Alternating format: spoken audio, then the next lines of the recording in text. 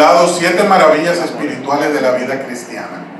Amén. Quiero hablarte de este tema porque el Señor está construyendo en nuestra vida una obra perfecta, maravillosa, para que tú y yo nos gocemos y nos deleitemos en Él en todo tiempo, desde nuestra juventud hasta el momento de nuestra madurez y nuestro crecimiento. Así como en el mundo, nosotros reconocemos obras arquitectónicas maravillosas. Se han enumerado 7 maravillas en el mundo. Y estas son maravillas que al contemplarla, al observarla, nos deleitamos y quedamos nosotros sorprendidos de la capacidad que Dios le ha dado al ser humano. Así como hay maravillas arquitectónicas en el mundo, el Señor ha establecido 7 maravillas espirituales para nuestro crecimiento como hijos de Dios, que no son de piedra, sino son eternas y transformadoras. Lo que hoy vamos a compartir es una verdad transformadora, es una verdad eterna, es una palabra que anima y fortalece nuestros corazones, que nos recuerda que hay un propósito eterno en todo lo que Dios está forjando y logrando en nuestras vidas. ¿Cuáles son las 7 maravillas modernas que nosotros conocemos? Por ejemplo, en la India tenemos el Taj Mahal, tenemos en China la Gran Muralla, tenemos en Jordania la ciudad de Petra, construida sobre roca, tenemos en Italia el Coliseo Romano, tenemos en Perú la ciudad de Machu Picchu, tenemos en Brasil el Gran Cristo Redentor, y en México, Chichén Itzá, una pirámide que a todos los que lo visitan los maravilla. Y estas maravillas un día estuvieron llenas de esplendor, pero hoy, lamentablemente, la mayoría está en ruinas. Porque así como todo lo de este mundo es perecedero, así esas cosas que un día llenaron de orgullo al hombre, hoy no existen, hoy no están. Nosotros tenemos que aprender a poner la mirada en lo eterno, porque es lo que no pasa. Esas son las 7 maravillas de las que hoy quiero hablarte, que te quiero presentar. Porque las cosas del mundo un día son, un día no están. Y Dios las permite para que las disfrutemos en el tiempo adecuado, pero nunca para que nos aferremos a esas cosas temporales. Así como la estabilidad económica, así como el bienestar, son elementos transitorios. Lo único que no cambia es el bienestar espiritual y nuestra comunión con el Señor, que es lo que añade una verdadera riqueza a nuestro ser. Para que sea que estemos prósperos o estemos atravesando un tiempo de escasez, podamos gloriarnos y glorificarnos en el Señor y glorificar la obra que Él está haciendo en nuestra vida. Esas maravillas un día brillaron, hoy están en ruinas, la mayoría de ellas. Pero en nosotros Dios está formando un edificio preparado para la eternidad. Y por eso tenemos que poner atención a este tema para que podamos definir sobre qué y para qué estamos nosotros construyendo. ¿Cuál es el propósito de nuestro esfuerzo diario? ¿Cuál será el resultado del esfuerzo que tú y yo estamos realizando? Quiero presentarte un plan eterno de lo que tú y yo estamos haciendo desde este mismo momento en nuestras vidas, porque el diseño perfecto de Dios que tú y yo lo representamos, del arquitecto del universo, tiene que disfrutarse en el esplendor que el Señor lo quiere manifestar. Tú y yo somos ese templo perfecto que Dios está diseñando para habitar en Él. Y hoy que Él está habitando en nuestros corazones, debemos entender ese propósito, ese para qué, hacia dónde nos conduce, cuál será el resultado de esta vida espiritual de la cual tú y yo estamos participando. ¿Por qué oramos? ¿Por qué nos congregamos? ¿Para qué leemos la palabra? ¿De qué me sirve ser edificado en el conocimiento de Dios? ¿Generará esto un fruto eterno o será temporal como esas maravillas que un día fueron y ya no están? Yo quiero que podamos poner juntos la mirada en el Señor y en lo que Él está construyendo, porque Dios es un arquitecto. ¿Cuántos dicen amén? Amén. Y un arquitecto perfecto que no falla. Y lo que ha decidido lograr en tu vida, nada lo va a impedir. Y si nosotros aprendemos a cooperar con el propósito del Señor, lo que podemos hacer es gozarnos y alegrarnos en la bendición y en la victoria que Él establece en nuestra vida. La primera maravilla espiritual que el Señor nos ha concedido es la salvación en Cristo. Aunque usted no diga amén. Dice la palabra del Señor en Efesios 2:8 que tú y yo somos salvos por gracia. Y esto mediante la fe. La fe es un don divino.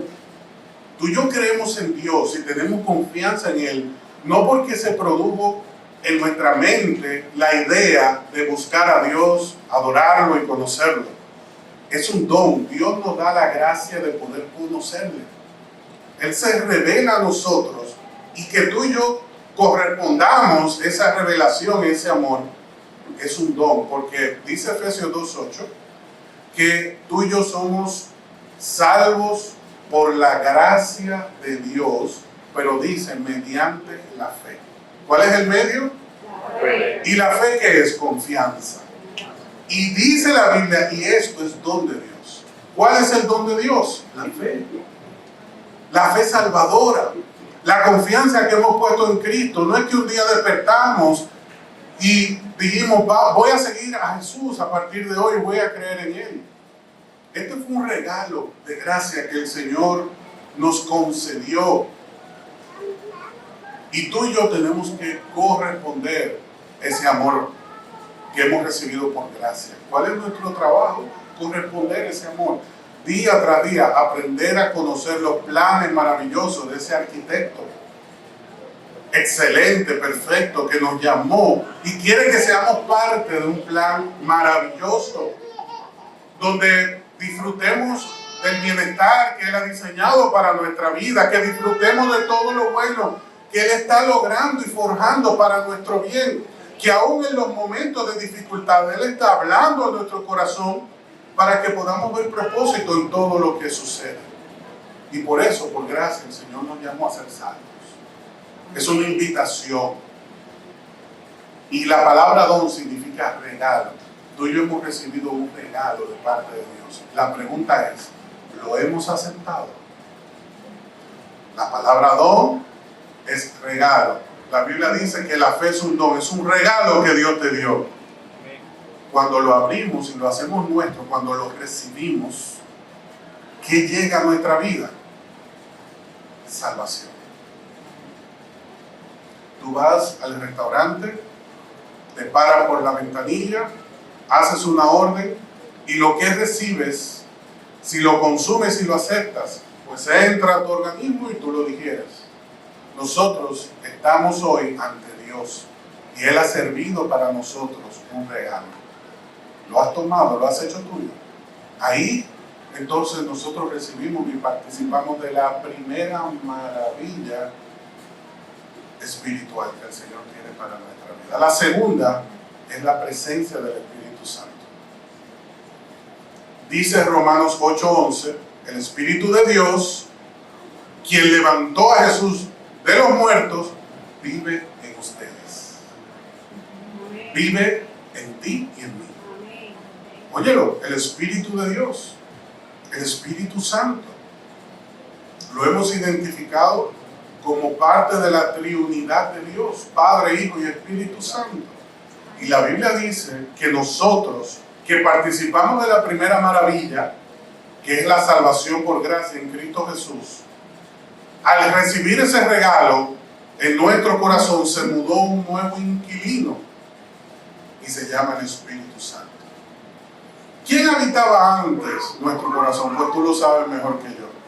Cada quien puede decir, bueno, el inquilino de mi corazón antes era la amargura, el orgullo, la tristeza, la ansiedad, la vanidad, la vanagloria, el deseo de tener más, de ser reconocido, de ser amado. Cada quien sabe cuál era el inquilino que estaba ocupando la silla de su corazón. Pero cuando le recibimos a Cristo en nuestro corazón como regalo de parte de Dios, se activó algo divino en ti y en mí. Es la segunda maravilla, que el Espíritu Santo que levantó a Jesús de los muertos habita en nosotros. ¿Y por qué en la Biblia nos recuerda que el Espíritu Santo fue el que levantó a Jesús de los muertos? Para que tú recuerdes que todo lo que haya muerto, que todo lo que tú diste por perdido, quien habita en tu corazón es capaz de resucitarlo. Dar un aplauso al Señor, porque el Dios Todopoderoso habita en nuestros corazones. Una maravilla de la obra divina en este tiempo. La Biblia dice que en un momento un hombre llamado Saúl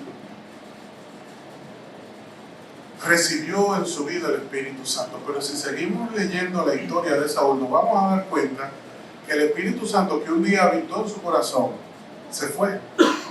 Y que cuando el Espíritu de Dios se apartó de Saúl, espíritus inmundos lo atormentaban.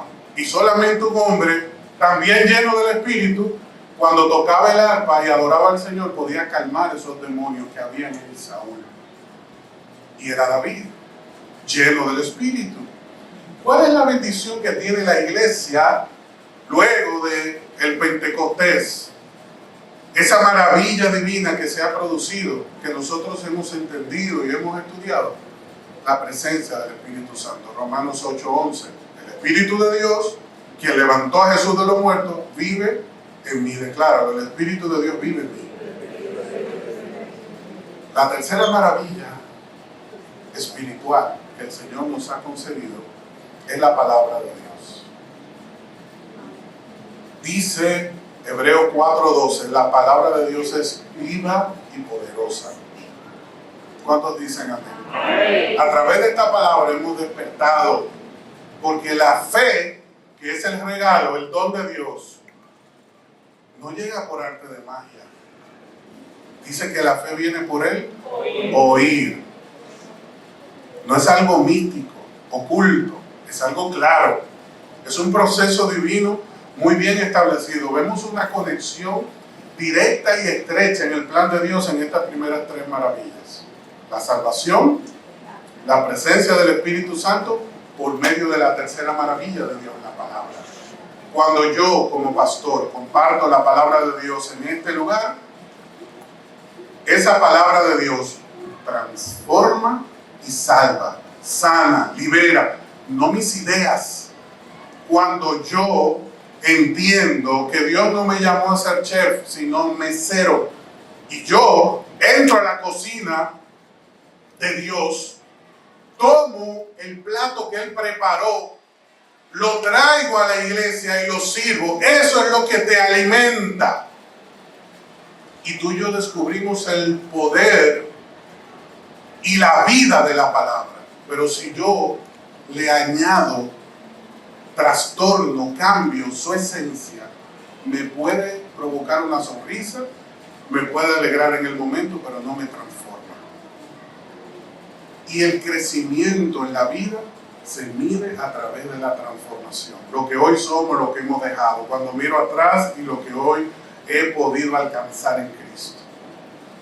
Pero si en mi vida hay otro inquilino que no es el Espíritu Santo, no importa cuán bueno sea el mensaje, cuán clara sea la palabra, nosotros no veremos resultados. Porque la palabra de Dios tiene poder, pero el poder que activa esa palabra y le da vida es el Espíritu Santo. La primera maravilla, la salvación en Cristo. La segunda, la presencia del Espíritu Santo en mi vida. Ustedes, dice la palabra, tienen el Espíritu de Dios que levantó a Jesús de los muertos. Y todo esto gracias a la palabra. La cuarta maravilla, privilegio de la fe, es la oración. ¡Wow!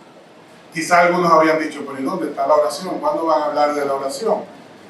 ¿A cuándo de ustedes se le ha caído la señal en el móvil? ¿O cuántos de ustedes van hablando de un momento a otro con esa... ¿Y qué uno hace? Uno se desespera. ¿Y usted sabe qué ha hecho gente? Baja el cristal del carro. O se mueve por la casa. Espérate que aquí no tengo señal. Porque uno se pasa la vida buscando señal. Y hay personas que están buscando la señal del afecto en el matrimonio, la señal de la provisión en el trabajo, la señal de el abrazo en la iglesia. Y estamos todo el tiempo buscando una conexión, una señal que nos dé sentido, que nos dé vida. Entonces el Señor dice, yo he preparado para ti maravillosas promesas. ¿Cuáles son? La salvación en Cristo, la presencia del Espíritu Santo, la palabra viva que te da fuerza, que te anima, que te da poder. Y todo esto para que aprendas a hablar conmigo. Mira, Dios no te habla de la comunión hasta que primero la palabra no es viva en ti. ¿Por qué la palabra tiene que ser viva en mí? Porque nadie sabe hablar con Dios como conviene sino por medio de la palabra.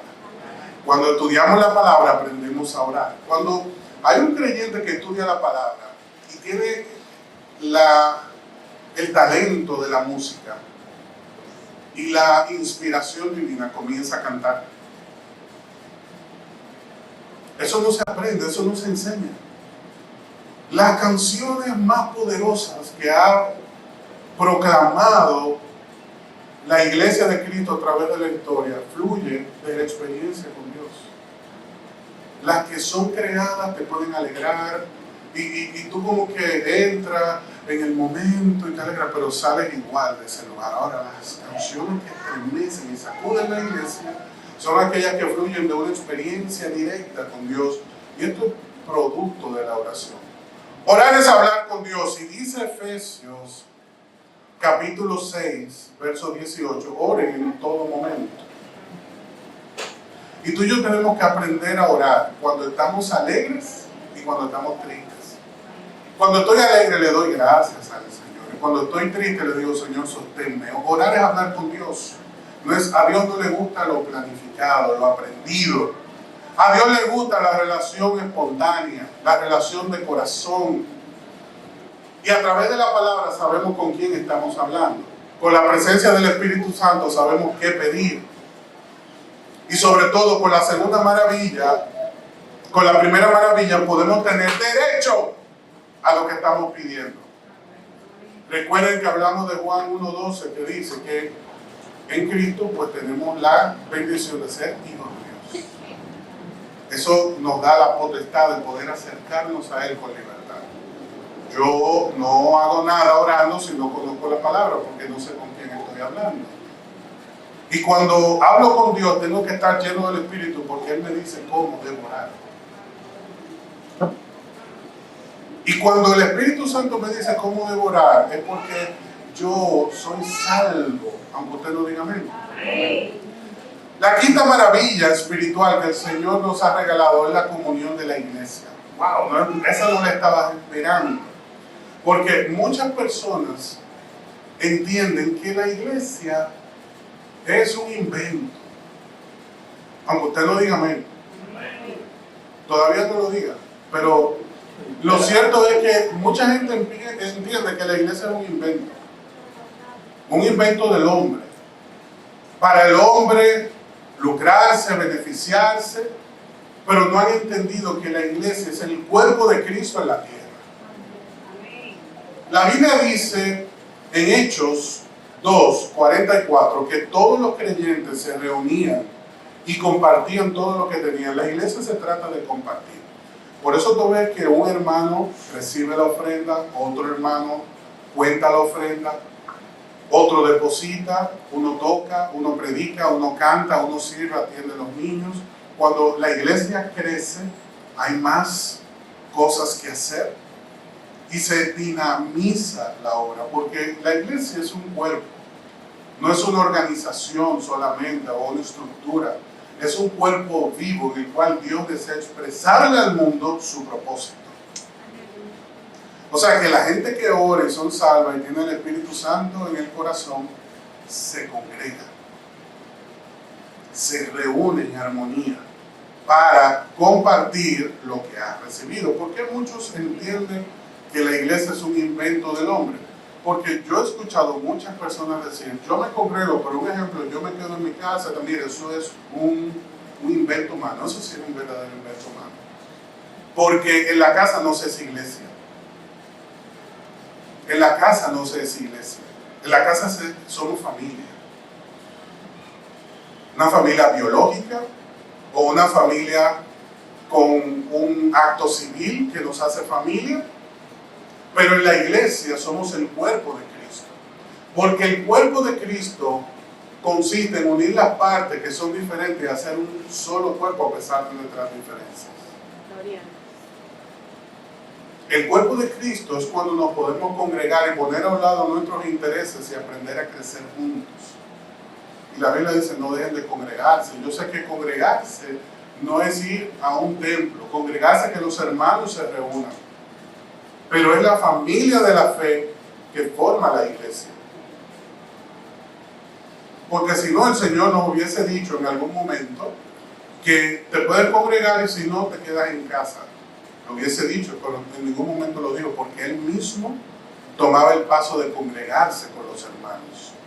Y fue el que llamó a la iglesia a congregarse en el libro de los Hechos. Y fue lo que hicieron los primeros cristianos durante todo el desarrollo de la iglesia. Es cierto, nos podemos reunir virtual, pero nunca se reproduce virtualmente lo que se genera cuando estamos juntos. Cuando el Espíritu Santo se manifestó en Pentecostés, habían 120. ¿Esos 120 eran los únicos creyentes en Jesús? Sabemos que no. Fueron los que aguardaron unidos y unánimes. Pero había más creyentes en Jesús, esparcidos por diversos lugares. Por ejemplo, en Samaria, la samaritana no era creyente en Cristo. Ella transformó la ciudad por medio de su testimonio y muchos más que fueron alcanzados por Jesús. ¿Y algunos de ellos, Wi-Fi o virtual, recibieron la bendición del Pentecostés? Ninguno. El Pentecostés lo vivió quien esperó allí y aguardó como iglesia. Porque ese día Dios estaba fundando un movimiento de transformación. La iglesia no es un invento humano. Es lo que Dios estableció en la tierra como movimiento hasta que Él vuelva. Por eso en Hechos 1, los ángeles le dicen a los que vieron a Jesús ascender, así como Él subió, Él vuelve. ¿Pero por quién Él vuelve? Por la iglesia. Aunque usted no diga amén. La sexta maravilla es el gozo en medio de las pruebas.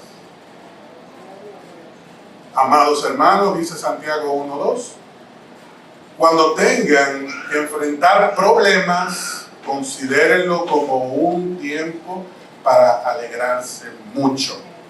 ¿Sabe por qué? Porque el que está en problemas, Dios lo ayuda y Dios lo bendice. El gozo, que no viene de lo que tenemos, sino de quienes somos en Jesús. Cuando una persona está llena del Espíritu Santo, está gozoso. Y el gozo, más que alegría, es confianza plena en lo que Dios hará. ¿Ok? Confianza plena en lo que Dios hará. Puede que aún no lo tengas, pero tienes confianza plena en lo que Dios hará. El que invierte, invierte con sabiduría cuando tiene gozo.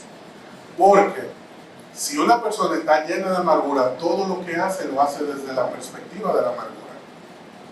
Invierte con amargura, compra con amargura, se acerca con amargura, se congrega con amargura y canta a Dios con amargura. Y hay momentos en los cuales nos sentimos afectados por una situación. Pero cuando estamos en la presencia del Señor, esa amargura recibe la respuesta de Dios, que es el gozo, la confianza plena de que Dios hará lo que ha prometido, aunque no lo haya recibido. Y esa persona en amargura ve cómo su lamento se transforma en baile, porque celebra la victoria de Cristo aún en medio de la dificultad que está viviendo. Por eso Jesús le reclama a los discípulos y le dice, ¿cómo en medio de la tormenta dudaron y pensaron que se iban a hundir cuando yo estaba aquí? Y muchas veces Dios nos dice lo mismo. Es cierto, estás en una tormenta. Yo no pretendo, Dios no pretende que tú y yo nos hagamos de la vista gorda o viemos la tormenta. Él quiere que en medio de la tormenta recordemos que Él está con nosotros. Ahora bien, hemos participado de la primera maravilla. la salvación en Cristo? ¿Hemos entendido la importancia de la presencia del Espíritu Santo? ¿Está la palabra de Dios activa en mí? ¿Estoy yo gozoso? ¿Estoy yo aprovechando las virtudes de aquel que me llamó? Si esto es cierto, ¿cómo se comprueba? Con la séptima y última maravilla que te voy a compartir. La esperanza viva que viene de Dios, que se manifiesta en nosotros, en este plano temporal. Te dije que te iba a presentar un plano eterno. En este plano temporal, pero con una perspectiva de eternidad. Dice Hebreos 6:19. Tenemos una esperanza segura y firme como un ancla para el alma. La tormenta está ahí, pero el creyente aprende a anclarse en Cristo. Y esa es nuestra esperanza. Ahí está nuestra fortaleza. Oye, estás viendo la cuenta. Si la abres ahora, te vas a dar cuenta que puede que hayan situaciones difíciles en esa cuenta. Puede que hayas recibido mensajes amenazantes, dolorosos, que te han entristecido el corazón. Puede que tu realidad sea muy dura. Saliendo de este lugar te toca seguir enfrentando una realidad. Pero a pesar de todo esto, tenemos una esperanza segura y firme porque nos hemos anclado en la presencia del Señor. ¿Qué estamos haciendo nosotros con todos estos privilegios? ¿Lo estamos usando? ¿O lo sabemos y no estamos haciendo nada? Porque quiero que recuerdes que para ver una maravilla arquitectónica de este mundo tenemos que viajar, tenemos que hacer una gran inversión, un gran gasto, llegar allí, contemplarla, y así se disfrutan las maravillas de este mundo. En cambio, las maravillas que vienen de Dios por la fe son un regalo de la gracia. ¿Será que se ha subestimado la gracia? ¿Será que hemos hecho un cuadro comparativo y hemos entendido que hay más bendición en las cosas del mundo que en Dios?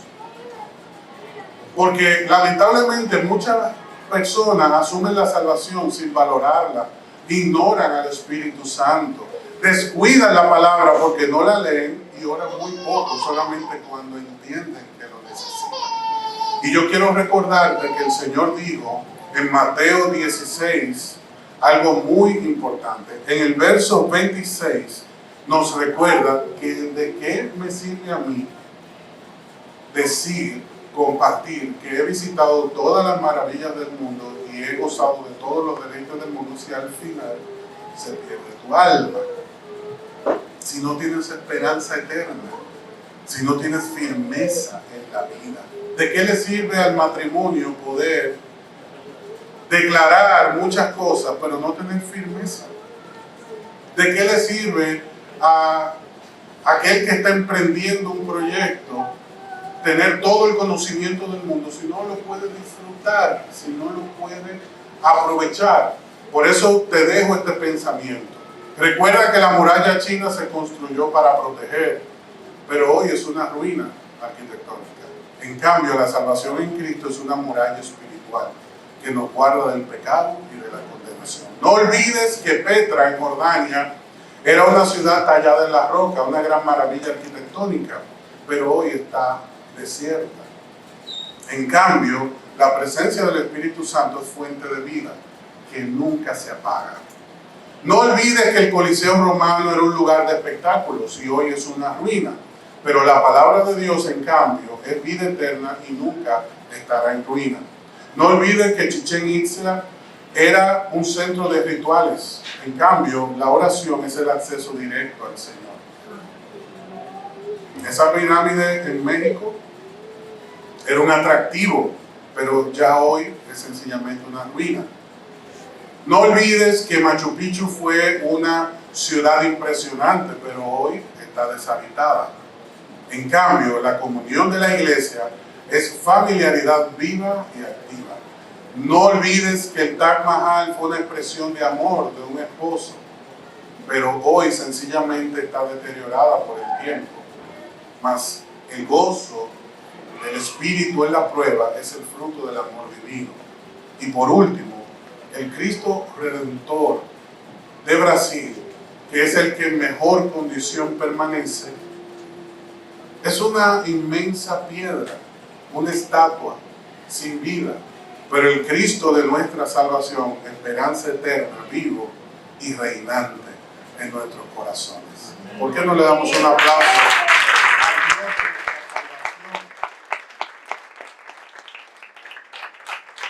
La gloria es eterna. Amén. Podemos edificar muchas cosas impresionantes, hermanos, y no te quiero desanimar en esa obra que hoy te encuentras, pero nunca olvides que lo que Dios desea edificar en ti es algo mucho más importante. Quiere que tú y yo seamos un templo vivo, en cuyo interior habite su presencia, su carácter se refleje y su propósito se cumpla. Las maravillas del mundo se ven con los ojos, las espirituales se disfrutan en el corazón. Se viven con un corazón agradecido. Y la pregunta es, lo que hoy estás haciendo y formando, ¿se contempla o se vive? Hay personas que están formando un matrimonio, pero todo se contempla. Es una pantalla, pero no se vive, no se disfruta. Dios quiere que aprendamos a vivir lo que Él quiere construir en nosotros y que no nos dejemos arrastrar por el mundo a proyectar algo vacío. ¿De qué me sirve? Claro que puedo ir a Brasil y conocer el Cristo, el gran Cristo Redentor, tomarme una foto allí. Incluso vi un concierto cristiano desde ese lugar. Hermosísimo quedó ese concierto. Pero lo que no podemos pasar por alto es que ese Cristo Redentor es una roca vacía. El Cristo al que tú y yo adoramos está vivo y desea habitar en nuestro corazón. Yo deseo concluir el mensaje con estas palabras.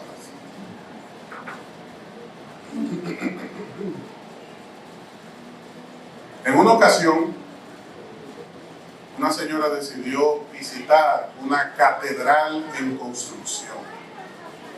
Ella pudo tener acceso a 3 personas que estaban trabajando arduamente en esa construcción maravillosa. A las 3 personas le hizo la misma pregunta.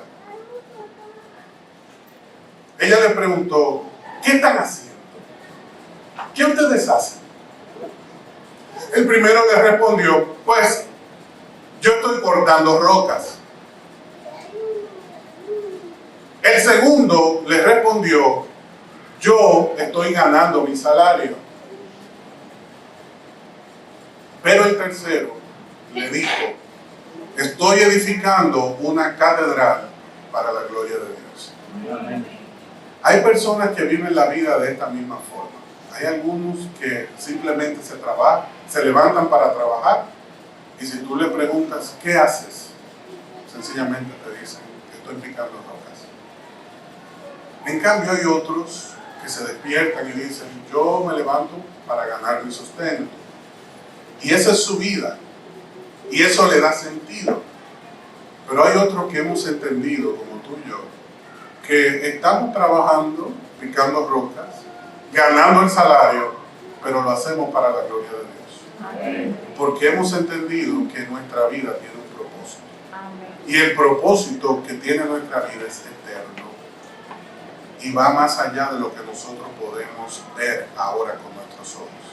Por eso yo te digo, si estás viendo una situación difícil en tu cuenta, si tienes la premura de pagar algún compromiso, si te has visto en el momento más oscuro y difícil de tu vida adulta, si has sentido que todo el esfuerzo que has hecho no ha tenido propósito, recuerda que la Biblia te dice que el que levantó a Jesús de los muertos vive en ti. Y que ese sinsentido, ese sinsabor, ese vacío, Él lo puede llenar. Y Él lo está llenando. Y Él quiere que rebose. Porque cuando tú y yo estamos en bendición, cuando tú y yo estamos prósperos en Dios, los demás se animan y entienden que hay propósito en todo lo que sucede en la vida. Pero tú y yo somos el lienzo sobre el cual Dios está trazando su obra para que los demás puedan venir y ver lo que Dios es capaz de hacer. Por eso, no te detengas, no sueltes, no te desanimes, pero no te dediques solamente a picar rocas o a ganar el salario. Entiende que tú eres parte de un propósito mayor.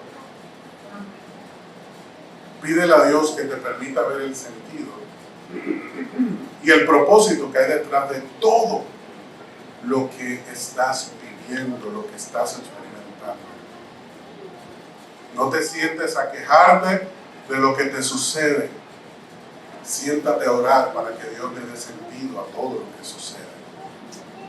No te sientas solo y abandonado, porque Dios está contigo, aunque tú no puedas entender lo que está pasando. Dios está obrando. Deja que de tu interior se manifieste lo que Dios quiere establecer.